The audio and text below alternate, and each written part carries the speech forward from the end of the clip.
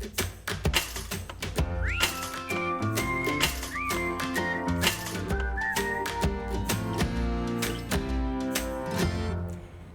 morning, everybody, and thank you so much for joining us on the Morning Brunch. I'm Sheridan Hertig. And I'm Renee Skinner. And I'm Nathan Kitchens. And here's what's on the menu for today's brunch. First, as we always do, we're taking a look at our favorite stories from the day. Then we'll introduce you to the cute pet of the week. Also, I'll give you a look at today's weather in our last bite. All right, well, first on my plate today, reading, writing, and learning a new language can help lower your risk of Alzheimer's disease and cognitive decline. A Rush University Medical Center study found that doing activities that stimulate the mind improve cognitive health throughout your entire life. Even people who read books and newspapers before the age of 18 had a cognitive benefit decades later. You know, I feel like we don't hype up, or I guess make it known how important it is to read in every aspect, not just for your cognitive health, but just in life. You know, you're constantly learning things in books. I mean, I'm reading books all the time, and there are words that I don't know, and so I go, of course, to Google or the dictionary and find out things that I didn't know previously. Same thing goes for learning a new language. There's always something new to learn. There's always a piece of information that you grow from, and you're able to teach others and share that wisdom with them. And so I just think it's so important to constantly be surrounding yourself with new information and learning and education, because without it, our world would be very, very boring. And we use that knowledge to teach other people around us, and I think it's so important. And so I just thought it was really interesting that we're finding that learning new things and I guess, you know, diving into education is just helping you in the long run. I mean, I feel like it's kind of an obvious thing, but even with your cognitive health. So I think this is really important and something that I wanted to share. Yeah. So. Yeah, I think the more you read, the smarter you get. So, and the more you read, the better of a writer you become as That well. too. Definitely. So, yeah, it doesn't surprise me that learning a new language would get the gears turning in your brain and really help with cognitive abilities. So, yeah, so maybe download Rosetta Stone and get to work. Yes, absolutely. Or Duolingo, yep. That's a good one. Yeah, I think sometimes we get really comfortable, like in our careers, because we went to school, we learned, we got our degrees, and we're doing our job. And sometimes you think, well, you know basics, and we're fine. But you know, our job, things are always evolving and changing, as technology is always changing as well. Like in meteorology, we're constantly getting new models, and things are just constantly getting updated, and we have to kind of learn from that and be able to understand what that means and how that we can incorporate that into our forecast. And weather is just such a fun thing because it's always changing, and you know, it can be very unpredictable sometimes. Sometimes we get it really right. There are a few times that we get it kind of wrong, and we try to pick ourselves back up and learn, like, okay, what happened here? And there's always something that can go astray in weather. One little small error can grow into a huge error once you get a few days out. So you always have to make sure that you're keeping that in mind and learning from those situations. And I think that kind of goes for a lot of our careers too, that, you know, you don't want to get too comfortable. Always try to learn new things, because if you just sit there and things just stay the same, you know, you're not going to evolve as a person. So Absolutely. Yeah. And it makes you more marketable. Yeah, very true.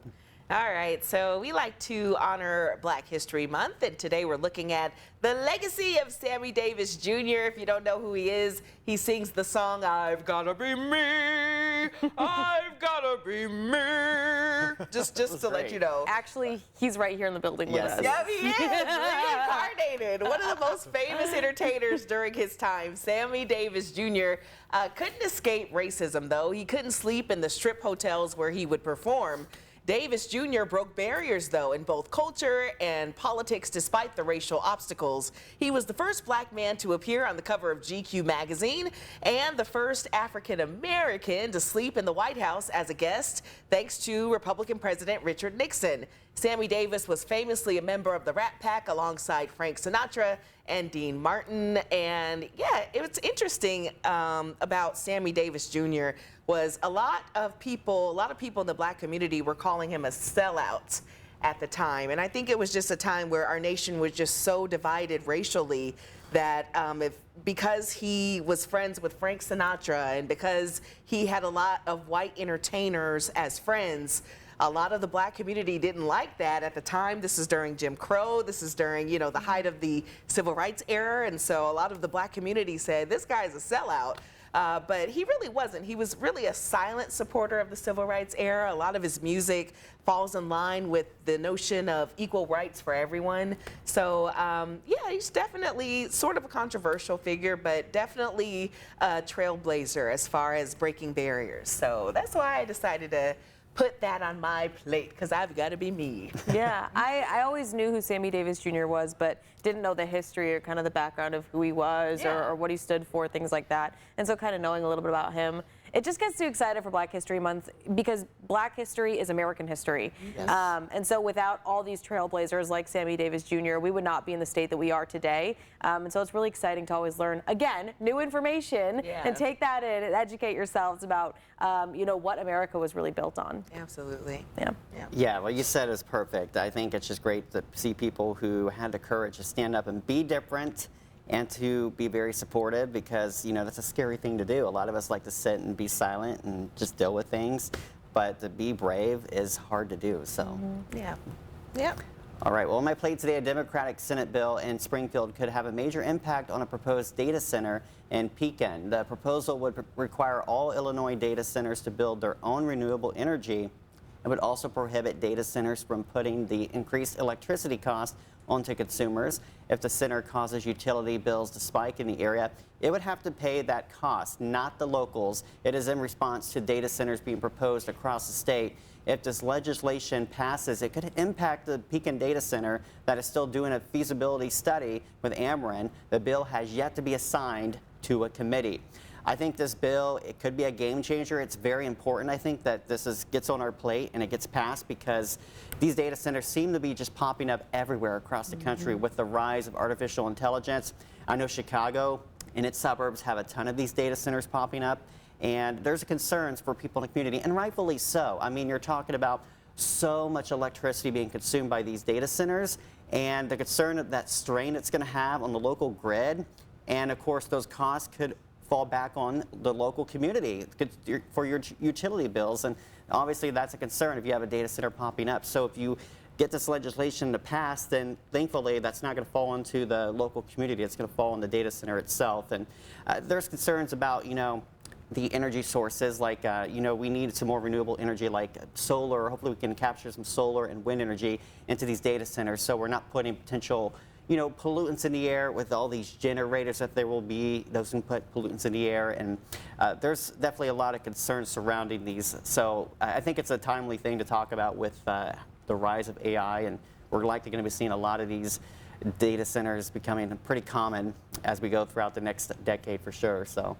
Absolutely. It seems kind of like a buzzword, you know, like all we hear now is data center, data center, data center. And I know that a lot of people aren't really into what I guess they're here for, especially because of how it's going to affect their community, how it's going to affect their bills, how it's going to affect water usage and whatnot. So I think it's definitely another thing to educate yourself about, look into, and see if it's something that you're okay with being a part of your area.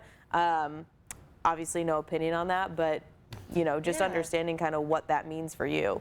If I knew a little bit more about what data centers do, I'd probably, you know, be more able to comment on this topic. But yeah, it seems like what the Pekin residents were saying was they were concerned about the water that the data center could impact. And so if you've got environmental concerns, you know, I don't know. I just think the people in charge need to listen to their constituents, because if you've got a group of people really concerned about this, you know, that a data center moving in may help economically, but if it's impacting the residents to the point where their electricity bills are skyrocketing, where the water isn't safe, what type of quality of life is that? Absolutely. You know, The utility bills are already high enough, so we do not need that passed on to consumers. And there was even talk like about the noise pollution. I wouldn't have thought about noise with how would there be noise with the data center, but they were talking about like the generators, the backup generators. They can actually create quite a bit of noise too. So you know, if you live in a rural area, little noises like that can really be obvious. So there's certainly several concerns that people have with these. So absolutely, something to think about. All right, Mike, a question for us for the day. What is one romantic gesture you think is overrated and or one that never gets old. So a good one and a bad one. I don't know. As far as like I'm going to say this, kind of a one that I'm not a big fan of is like the big public proposals, like Times Square. Or, sometimes you'll even see people on TV get propose. You know, I feel like that's just like attention seeking, and it's just. Maybe that's their relationship, Nathan. And maybe it is. I know. And to each their own. I've just never been a big. I remember watching the Weather Channel once, and this lady meteorologist, and her, future husband walks in and gets down on his knee right in front of her, and will you marry me? Right That's there on the so spot. It was really sweet. cool. But, That is sweet. I was just kind of shaking my head when that happens. Like seriously, I would never do that. You got to know your partner. Yeah. Because when you're proposing, it's not necessarily for you, it's for your partner. So what do they want? Do they want like something intimate and small, or do they want a public gesture? Yeah. Maybe they're the kind of person who's like, you don't love me unless everybody knows. Yeah. I don't know. So it depends on the situation and or I feel who like you're the with. extravagant dates sometimes are too much, and that can cause a relationship to go downhill. Like I know, like I had a friend who her boyfriend like would buy a fancy car. He didn't have the money for it. It got repoed like a month later. But he would go to all these fancy restaurants with her, and she was always so stressed out because it was just felt like so much pressure that she had to go with him and follow him to all these different places that they couldn't afford. Yeah. And I feel like a comfortable evening like at home would be a lot more romantic versus the big extravagant dating places, but I don't know. Yeah. Yeah, I agree. I guess it also just depends on, what you like and also the money in your bank account. Yeah. I don't know. I would say I like when, someone opens the door for me. That's always nice. I like that. I like to just be treated like a lady. I also like when the man takes out the trash. Amen. Or trash sees taker my out of car person, needs a so. car wash. One time I dated a sports reporter, and he was like, I'm going to take your car. And then so I was like, all right. He took my car, and he was like, oh, I got you a new car when he came back. And I was like, what? You got me a car, but you didn't get me a ring? Oh, I was mad. So I go outside, and it's my car, but he totally cleaned it out. Oh. So that was really sweet. That was really sweet. But I was Oh, mad. that's I was like, cool. where is this? Yeah. So That's funny. I don't really have any other romantic. I'm not a player hater like Nathan. I think if you're, making a point to make someone happy, just let them be. Just let them do their thing. Yeah. Yeah, no, I agree. I will say for me, I don't know, I think no gesture is too big or small. If you're going to get me something, if you're going to make me something, if you're going to write me something, I think as long as I understand or you're showing me that you're thinking about me and that you care about me, then that's what matters. Yeah. So I don't know, there's nothing I really don't like, because ultimately if you're putting the thought into it, then that's what matters. I agree. So, hey. All right. All right. Okay. Well, love is in the air. In the meantime, don't go anywhere.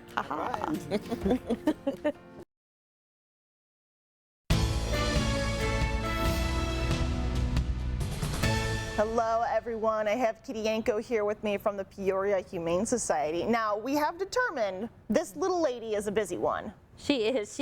She's been busy, and right now she's sort of putting herself in a timeout. She's got her head tucked, and she's kind of just sitting there quietly like nothing's going on. A headbutt from a cat is a sign of affection. It seems like she's aggressively trying to headbutt you right now. She is. So she's about 6 months old. Her name is Sheila, and she, I believe she was found as a stray, so I'm not for sure what her backstory looks like, but she's super sweet. She likes a lot of petting and attention. You can see she's purring right now.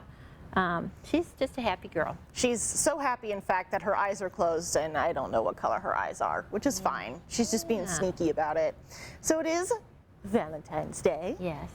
What sort of sweet things do we have going on? Well, we always have sweet things like, adopting homeless pets at PCAPS. We have, make a donation in honor or in memory or in celebration of a pet. That's always, always, always. We are trying to encourage spaying and neutering right now. PCAPS is having a little promotion with River Kitty Cafe, so you can check that out on Facebook. All the details are there. I think it's called Neuter Your Ex. But we're supporting that. It is. It's out there. But another thing that we're doing right now is trying to help PCAPS get some donations of cat litter. So that's also on their page. You can check it out, and it's like a one-time thing. You nominate them, and then they get free cat litter. Is there a specific type of cat litter that you're keeping an eye out for? Well, it's this particular company is doing this fundraiser. okay. So I don't remember all the details, but just go to their page. Actually, we shared it last week too. So that's a big deal because they go through, you know, a million zillion pounds of cat litter in a year's time. Plus, they have the foster program. So a lot going on with that. She's adorable. Also, she's a tuxedo cat, and she has little toe socks. I don't know if you can really see that. She's got toe socks. Yep. Tuxedo cats, as with any cat, they have their own fun personality. For sure. And I'm sure she is no exception. Now, she is 6 months old. She's still a baby, but she's spayed.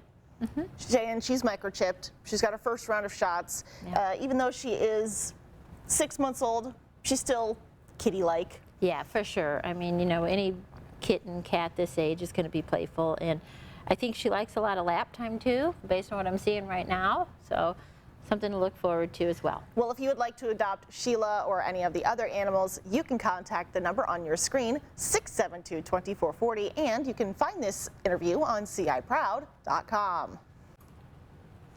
All right, moving on now. Falling head over heels in love is not as common as you think. New research suggests that 1 in 7 of single adults have never experienced passionate love. That's according to a study of over 10,000 Americans conducted by Indiana University's Kinsey Institute. Researchers found most adults experience passionate love an average of just twice in their entire lifetime. They define passionate love as that early relationship intensity, such as obsessive thinking about your partner, intense longing, and heightened arousal. Researchers also found that opportunities for passionate love were less common after young adulthood.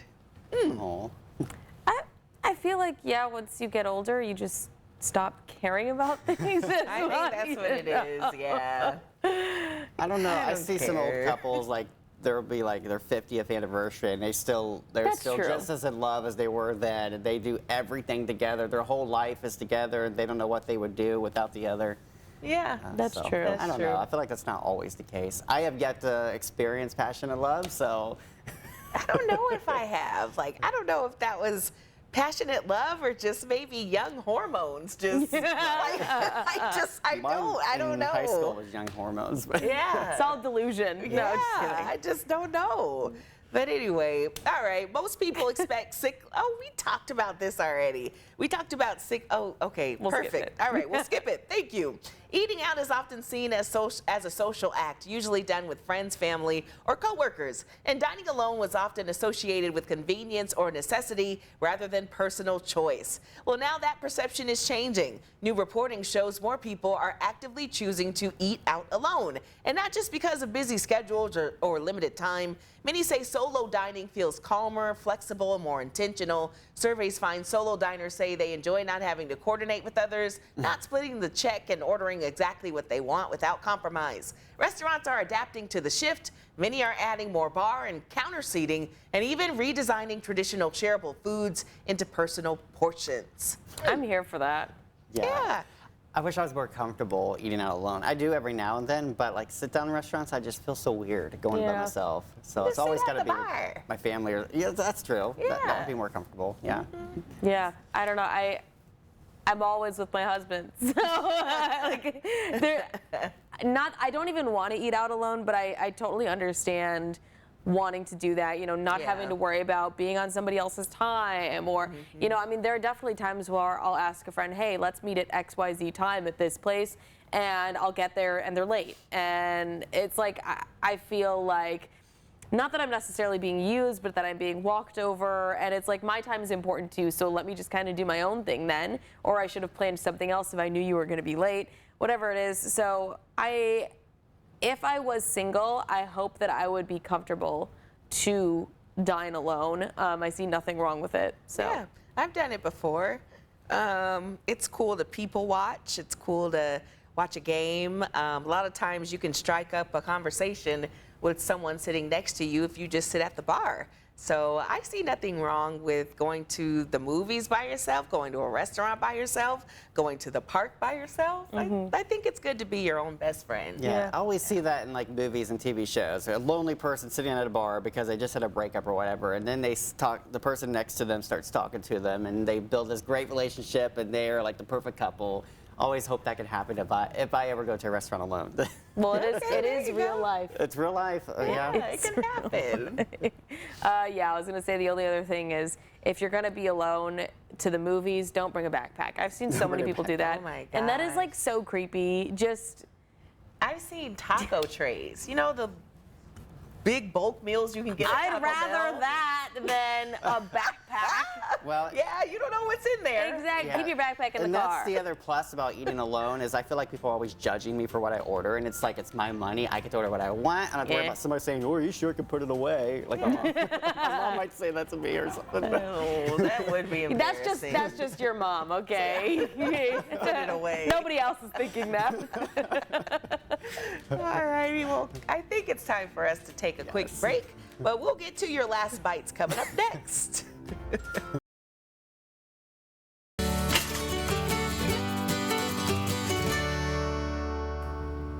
Welcome back. As we come to a close, here's your last bites. We'll start with the joke of the day. Why are fish so smart? Because they go to school. They, Ooh, ooh, ooh, well, there basically, it is. because they swim in school. There you go. But I'll count I that. that counted. I think it counts. Yeah. I think it counts. Yeah, as much as I would love to go swimming, maybe a hot tub is what would suffice right now, not Sure. necessarily a normal yeah. A tub. good like 100-degree pool? hot tub would be perfect. Yeah, if you got a pool outside, you gotta wait a little longer. But it is warming up, so if your pool has ice all over it right now, like the Illinois River, that ice will slowly start to thaw out soon. Right now, temperatures are in the upper 30s, low 40s. It's kind of drizzly out there a little bit. We have a little bit of light shower activity moving in. That'll last the next couple of hours, and it will move out. We'll see a high today in the mid 40s. But tomorrow, it's going to be amazing. We'll get up to 54 with sunshine. We'll see 50s for the weekend. And we got 3 straight days next week at 60 degrees. That is unreal for mid-February. But I think we're all going to take that and smile about it. So For sure. I'm loving that 7-day. Me too. it's a good I one. will take it. All right, well, hopefully you guys enjoy this while it lasts because Nathan says it won't be It's around going to go for too back down long. again. Oh, no. Yeah, I know. It's okay. Enjoy it for now. But Nathan, thank you so much. That is all the time we have this morning. Have a great day. We'll see you tomorrow.